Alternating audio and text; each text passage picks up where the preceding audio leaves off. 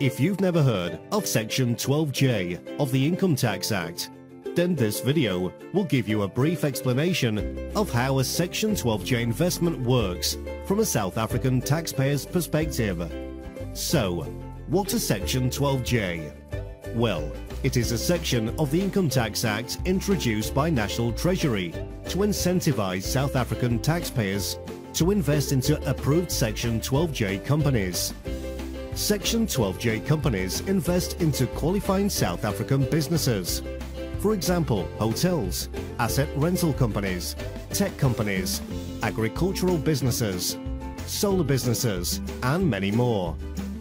These local businesses stimulate the economy and create jobs which our country desperately needs. So how are South African taxpayers incentivized to invest into Section 12J companies? They are incentivized in two ways. Firstly, and most importantly, the South African taxpayers are investing in Section 12J companies, which invest the funds into specific opportunities likely to generate significant returns in the form of dividends and/or capital growth. Secondly, the South African taxpayer will be able to claim up to 45% of their investment from SARS in the form of a tax credit. As an example, if an individual investor in the highest tax bracket invests 1 million rand in an approved Section 12J company, the investor will in most cases be able to claim up to 450,000 rand from SARS. This means that once the investor has submitted his or her e-filing, the investor should receive up to 450,000 rand and for the duration of the investment, earn a return on the full 1 million rand invested. Sounds too good to be true? Why would National Treasury do this, you may ask? Well, as we all know, the South African economy needs investments, and Treasury has adopted this tax incentive following the success of similar incentives used across the globe. Since inception of Section 12J legislation, more than 5.5 billion rand has already been invested into Section 12J companies. So, what's the catch? Well, there are two limitations.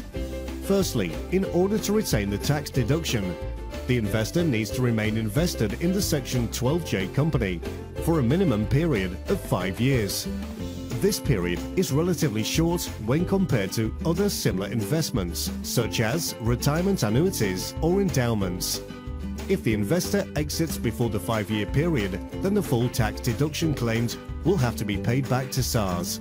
Secondly, when the investor redeems his/her Section 12J investment, the investor will have to pay capital gains tax to the original investment amount, as well as on any growth in the investment. This may not be significant taking into consideration the annual capital gains tax exclusion and the upfront tax benefits. So, who should invest in a Section 12J company? We would only recommend that South African taxpayers who meet the following requirements invest in a Section 12J company. The investor is comfortable with the nature of the investment and a fixed 5-year term. The investor has an income tax liability within the financial year of investment. This will allow the investor to claim up to 100% of his or her PAYE paid, and/or the investor has a capital gains tax liability within the financial year of investment. This will allow the investor to reduce his or her capital gains tax amount owed to SARS to zero.